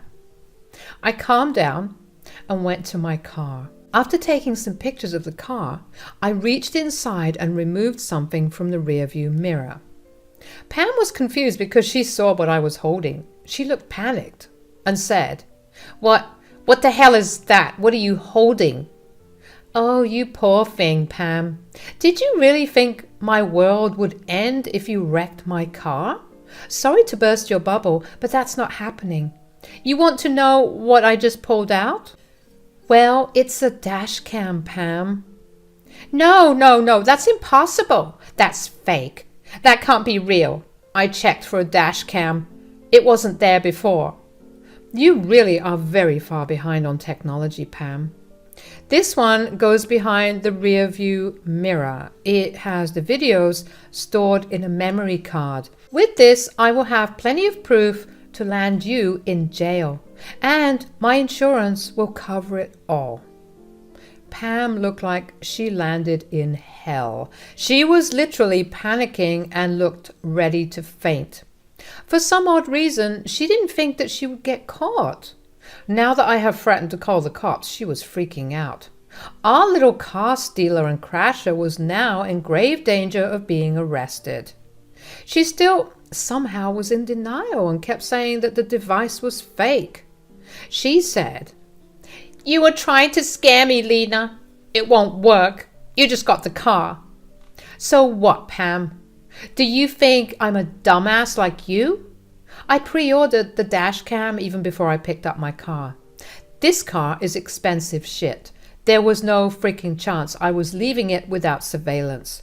Plus, I already suspected you would try to do something stupid. I was right. Now that you have messed up my car, I guess we will have to call the cops now. No, you can't do that. You can't call the cops. Pam was visibly panicking and didn't know what to do. I was already on the phone with the cops, who said that they would be on their way. Pam stood frozen in her spot, looking like a deer in headlights. That's when Keith came home from work. He took one look at my wrecked new car and said, "What the hell, Lena? What happened to the car? What is going on? Are you hurt?"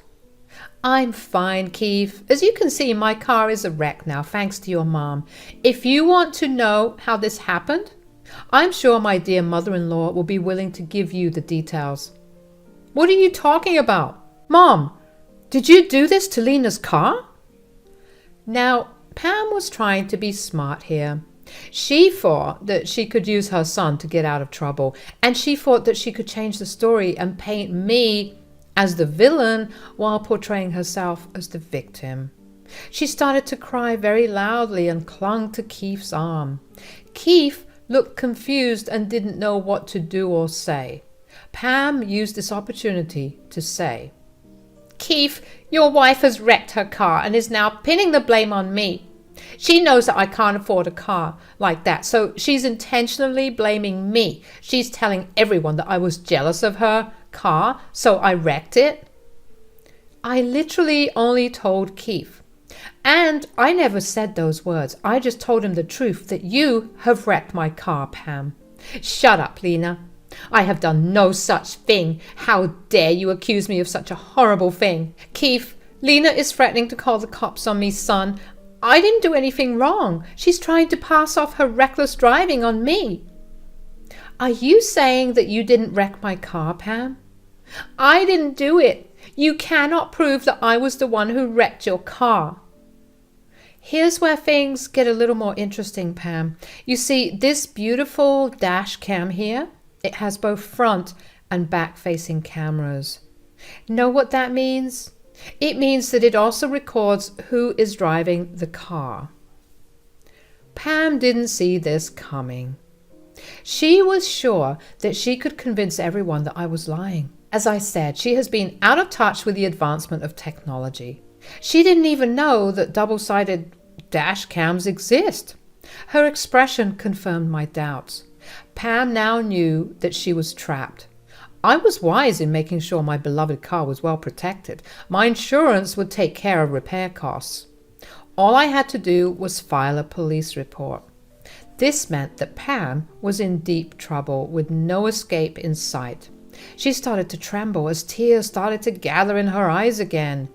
Keith looked stunned at the entire situation and quickly pushed away from Pam just as the cops drove up to the house.